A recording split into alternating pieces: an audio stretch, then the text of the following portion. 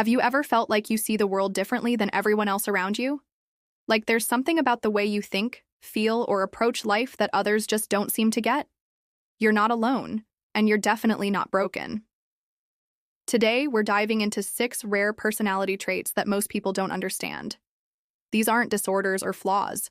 They're unique ways of experiencing the world that only a small percentage of people possess. If you recognize yourself in any of these, it might finally explain why you felt like an outsider looking in. Let's explore what makes these traits so special, why they're often misunderstood, and how to embrace them as the gifts they truly are.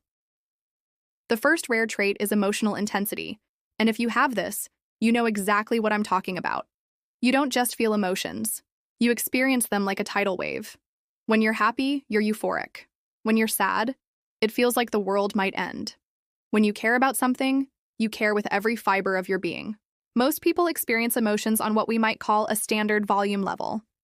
But you're living life with the emotional volume turned up to 11. This isn't about being dramatic or attention-seeking. It's about having a nervous system that's naturally more sensitive and reactive to emotional stimuli. The challenge is that our society often views emotional intensity as a problem to be fixed.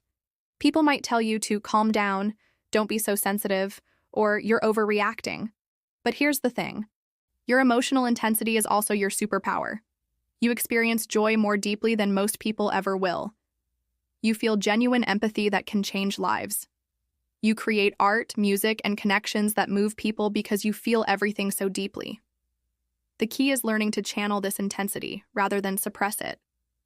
Think of it like being a race car. You've got a powerful engine, but you need to learn how to steer it effectively. This might mean developing healthy coping strategies, finding creative outlets, or simply surrounding yourself with people who appreciate your depth rather than fear it. The second rare trait is what psychologists call mental time travel, though I like to think of it as being a time traveler in your own mind. If you have this trait, you don't just live in the present moment. You're constantly moving between past, present, and future in your thoughts. You might find yourself deeply analyzing conversations from years ago, not because you're stuck in the past, but because you're still processing and learning from those experiences.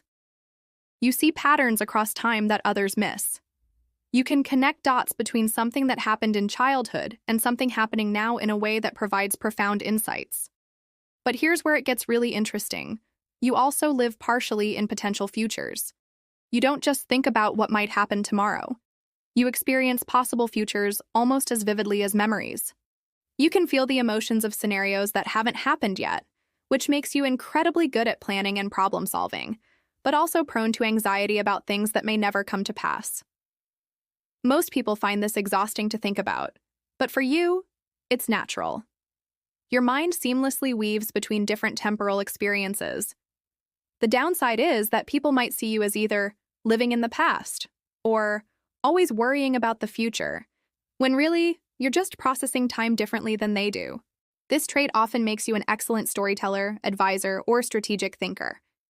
You understand that actions have long-term consequences in ways that others don't naturally grasp.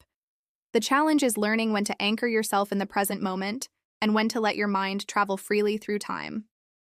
The third rare trait is existential awareness, and if you have this, you've probably been asking big questions since you were a child. While other kids were playing with toys, you might have been wondering why anything exists at all, what happens after death, or what the meaning of life really is. This isn't the same as being philosophical or intellectual. It's a deep, often uncomfortable awareness of existence itself. You feel the weight of being alive, of being conscious in an infinite universe. You might lie awake at night not because you have problems to solve, but because you're acutely aware that you're a tiny speck of consciousness on a small planet in an enormous cosmos. Most people develop psychological defenses that help them not think about these overwhelming realities of existence. But you feel them constantly. This can be incredibly isolating because when you try to share these thoughts with others, they might change the subject, make jokes, or tell you you're thinking too much. But existential awareness also gives you something precious: perspective. You're less likely to get caught up in petty drama because you understand how brief and precious life really is. You make decisions based on what truly matters rather than what society tells you should matter. You have a natural wisdom about what's worth your time and energy. The key to managing existential awareness is finding others who share this trait or at least respect it. Philosophy groups, certain spiritual communities, or even online forums can provide the deep conversations your soul craves. You're not weird for thinking about these things. You're awake in a way that most people aren't. The fourth rare trait is energetic sensitivity, and this goes far beyond being an empath.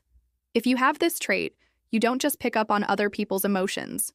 You feel the energy of places, situations, and even objects in ways that others can't understand.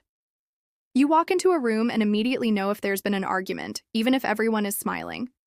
You can sense when someone is lying not because of their body language, but because something just feels off energetically. You might avoid certain places because they feel heavy or draining, even if you can't explain why. This sensitivity extends to your environment in ways that can seem almost supernatural to others. You might know your phone is about to ring before it does, or have vivid dreams that later connect to real events. You're sensitive to things like electromagnetic fields, lunar cycles, or seasonal changes in ways that significantly impact your mood and energy levels. The challenge is that our modern world isn't designed for people with this level of sensitivity. Crowded places can be overwhelming. News and media can feel physically painful to consume.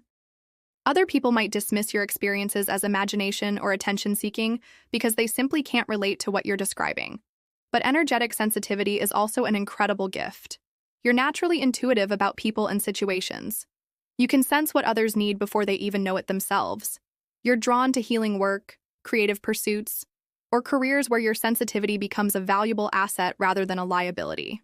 Learning to protect and manage your energy becomes crucial. This might mean setting strong boundaries, spending time in nature regularly, or developing practices like meditation or energy clearing that help you distinguish between your own emotions and energy and what you're picking up from others. The fifth rare trait is what I call intensity of focus, though it's often misunderstood as obsessiveness or single-mindedness. If you have this trait, when something captures your interest, you don't just like it, you dive into it completely. You become so absorbed in your interests that you lose track of time, forget to eat, or stay up all night researching every possible angle of a topic. Other people might call this hyperfocus, and in some contexts, it's associated with conditions like ADHD or autism. But regardless of any diagnoses, this trait exists on its own as a unique way of engaging with the world. The intensity isn't just about attention, it's about passion. When you care about something, you care completely. This might mean spending months learning everything about a new hobby, reading every book by a particular author, or becoming deeply invested in understanding a complex topic that others find boring. Most people find this level of intensity overwhelming or even concerning. They might worry that you're obsessed or that you need more balance in your life. But here's what they don't understand. This intensity is how you experience joy and meaning. It's not a compulsion, it's a gift. Your intensity of focus allows you to develop expertise in areas that fascinate you. You become the person others come to when they need to know something about your areas of interest. You create things, solve problems, and make connections that others miss because you're willing to go deeper than anyone else. The challenge comes when you need to focus on things that don't naturally capture your interest. Traditional work or school environments can be difficult because they often require sustained attention to topics that don't ignite your passion. Learning to work with your natural rhythms rather than against them is key. The sixth and final rare trait is pattern recognition beyond the obvious. If you have this trait, you see connections and patterns that others completely miss. It's like having a superpower for detecting the hidden threads that weave seemingly unrelated things together. You might notice that certain types of people always seem to have the same kinds of problems, even though on the surface their situations look completely different. You see recurring themes in history, in relationships, in how organizations function, or in how society operates. You connect dots that others don't even realize are dots. This pattern recognition often extends to predicting outcomes. You have a sense of how situations will unfold based on patterns you've observed before. People might think you're pessimistic when you predict problems, but really, you're just seeing patterns they're blind to. The frustrating part is that others often can't see what seems obvious to you. You try to explain the patterns you're seeing, but people look at you like you're connecting random dots. They might accuse you of overthinking or seeing things that aren't there. But time and again, your pattern recognition proves accurate. This trait makes you valuable in fields like research, analysis, psychology, or any area where seeing beyond the surface matters. You're naturally good at understanding complex systems, whether they're social, technological, or organizational. You can predict market trends, relationship outcomes, or societal changes because you see the underlying patterns at work. The key is learning to communicate your insights in ways others can understand and trust your pattern recognition, even when others doubt it. Your ability to see what's hidden is a rare and valuable gift. If you've recognized yourself in any of these traits, first know that you're not alone. These characteristics might be rare, but they're real, and they're part of what makes you uniquely valuable in this world. The challenge with rare traits is that our society is designed for the majority. When you experience the world differently than most people, it's easy to feel like something is wrong with you. You might have spent years trying to fix these aspects of yourself or hide them to fit in better. But here's what I want you to understand. These traits aren't bugs in your programming. They're features. They're not problems to be solved, but gifts to be developed and shared with the world. The key is finding your tribe. People who understand and appreciate these rare traits, whether they share them or simply respect them. Surround yourself with people who celebrate your depth rather than fear it, who are curious about your unique perspective rather than threatened by it. Also, learn to advocate for yourself. When someone tells you you're too sensitive, too intense, or thinking too much, recognize that they're speaking from their own experience, not yours.